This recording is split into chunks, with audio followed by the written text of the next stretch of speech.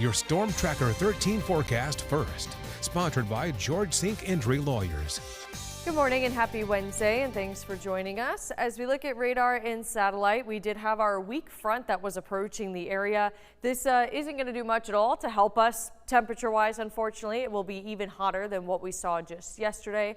Temperatures, though, outside are a little warmer, actually, a 3 to 6 degree difference, with temperatures mid-80s already in Florence and in Myrtle Beach. And of course, it does feel hotter than that. There is a heat advisory and an extreme heat warning, which is even worse than the heat advisory already in effect. Temperatures will be climbing to the mid and upper 90s this afternoon.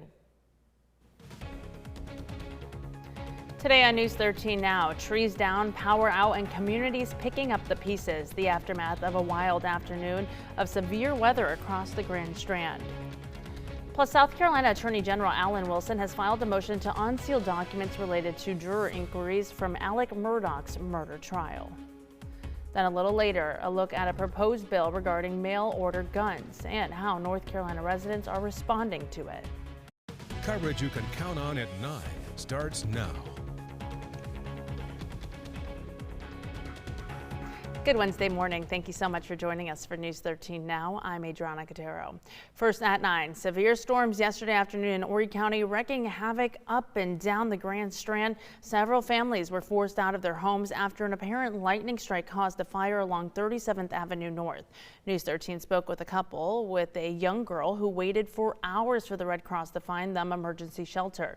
Investigators are looking into the cause of this fire, but neighbors say they saw the lightning and then heard a loud boom and clouds of smoke. I was outside and I noticed a whole bunch of smoke coming from the building over across the way, and I called 911. The smoke was really bad and it was going to the other neighbors on the other side. That's where it was blowing. News 13 Chief Meteorologist Frank Johnson says lightning was detected near 37th Avenue around 3:20 Tuesday afternoon, which is about the same time fire officials say that fire broke out. Elsewhere in Horry County, fire rescue crews were called to save someone who was trapped in their vehicle after a tree fell on it. The incident happened along North Kings Highway outside of Chestnut Hill. Horry County fire rescue crews managed to free the driver, who was taken to the hospital with injuries. No word yet on the extent of those injuries. South Carolina Attorney General Alan Wilson is working to unseal documents from the first Alec Murdaugh double murder trial. Now, Wilson filed a motion to unseal transcripts and other materials that led to a juror being dismissed during that 2023 trial. The motion also requests information from later hearings into allegations of jury tampering against former Colleton County Clerk of Court Becky Hill. Murdaugh was convicted of the murders of his wife and son in Colleton County, but the state Supreme Court reversed those verdicts in May, saying Hill may have influenced the jury. A new judge set an April 2027 start date for a new trial. An update now from the upstate. A former South Carolina sheriff is headed to prison after pleading guilty to theft, wire fraud, and illegal drug activities while in office. A federal judge sentenced disgraced Spartanburg County Sheriff Chuck Wright to the maximum sentence allowed, nearly 3.5 years. Wright was accused of taking money from a charity fund for deputies and stealing medications from his department's drug take-back program to feed his addiction. He used his badge to benefit himself and others, instead of the citizens he swore to serve. Today's sentencing represents accountability that is long overdue. Wright will spend 3 years on supervised release when out of prison and must pay more than $462,000 in restitution. Now to a story we first told you about yesterday. Raleigh leaders are considering how to implement a citywide curfew for people 17 years and younger after a violent holiday weekend. Police say 9 people were shot during teen takeovers that were fueled by a social media trend involving thousands of juveniles. New numbers show nearly 8,000 juveniles gathered in Briar Creek and then the Glenwood South area over the 4th of July weekend, breaking into fights and escalating into at least 6 separate shootings. Several of the people hurt were not involved in the takeovers, and Mayor Janet Cowell says if need be, she will call for an emergency temporary curfew. What happened the night of July 4th and 5th in the early morning is, unacceptable and really won't be tolerated here. And I think you've seen that the entire council is really backing the chief and all of the police department in addressing these issues. The draft of this curfew is expected to be presented to council in August. The time frame for that curfew is likely to be between 11 p.m. until 6 a.m. However, that decision is up to the city attorney and managers. News 13 on-time traffic, sponsored by Joy Law Firm. Just call Joy. The time now is 9:05 and traffic flows are just a little slow around CCU and also on 17 bypass near Highway 544, likely as people are trying to merge from Highway 544 to 17. But here's a few live looks. Highway 501 down below, not necessarily the busiest, and then the Little River Swing Bridge is closed, so traffic is flowing nicely over that as well. As we take a look at drive times, it is currently 16 minutes around Coastal, which is quite the delay, but there is not a reported accident in the area. Interstate travel is good and clear on 95 and 20. This is near 76, and the road's basically empty there. For downtown Florence, it is 5 minutes from 5 Points to Irby. Hannah, thank you very much. And in North Carolina, a proposed rule change would allow people to purchase guns and have them sent right to their homes.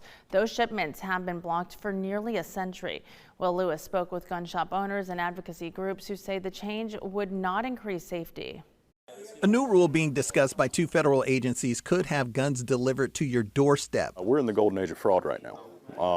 We see it and we deal with it on a daily basis. That's part of the concern at Hyatt Coin and Gun Shop. The direct-to-home delivery proposal would roll back a federal law from 1927 banning individuals from mailing concealable firearms. The new rule will allow licensed dealers to ship guns through the mail. The buyer still needs to complete a background check, waiting period, and verify their ID, but that's by a computer, not a federally licensed clerk looking at that customer face to face. I have had to ask people to leave before for intoxication. I have had to ask people to leave before for threatening behavior. It's unfortunately something that we do see. It's not the most common thing in the entire world, but it's something that we do see. In North Carolina, when we stripped away part of our background check system on private sales, we saw, a year later, the UNC shooter at Chapel Hill. Leaders of North Carolinians against gun violence say changing the rule would make gun laws weaker, and it will put more people at risk. Certain people should not own guns. And this is the latest attempt by the gun lobby to circumvent these protections to sell more guns. There are also other issues to sort out, making sure the person signing for the gun is the same person who bought it. And what if the gun gets delivered to the wrong address? The proposal's opponents say there are real scenarios that should be addressed before a change. There are some people who view firearm ownership as being very casual. And it's not like, going and buying a TV set. That was Will Lewis reporting. Now back to the Grand Strand, where another meeting and still no decision made on a controversial plan to limit capacity for new bars along Ocean Boulevard. That proposal would limit occupancy for any new bar or nightclub on Ocean Boulevard to 150 people. Bars and restaurants licensed as of May 12th would not be impacted. City leaders say the goal is to make Myrtle Beach more family friendly and help police more easily manage nightlife in the area. If we have a nightclub on the boulevard that holds 500 people and come 2 a.m. whenever that nightclub closes, that's 500 people not being dumped into a parking lot, but being dumped onto Ocean Boulevard. Now let's say that we had 10 nightclubs on Ocean Boulevard that had a capacity of 500. At 2 a.m., that's 5,000 people being dumped not into a parking lot, but onto Ocean Boulevard. Critics say it would create disadvantages for any new business coming to the area and discourage new development. No action was taken at Tuesday's meeting, so count on News 13 for updates as this discussion continues on. Just ahead, North Carolina transportation officials are giving us a sneak peek at progress on one of the largest road projects in state history. Before we get to that, we're coming back this way for a live look out over North Myrtle Beach. It's 9:09 on your Wednesday. We're going to take a short break, and News 13 Now continues in just 2 minutes.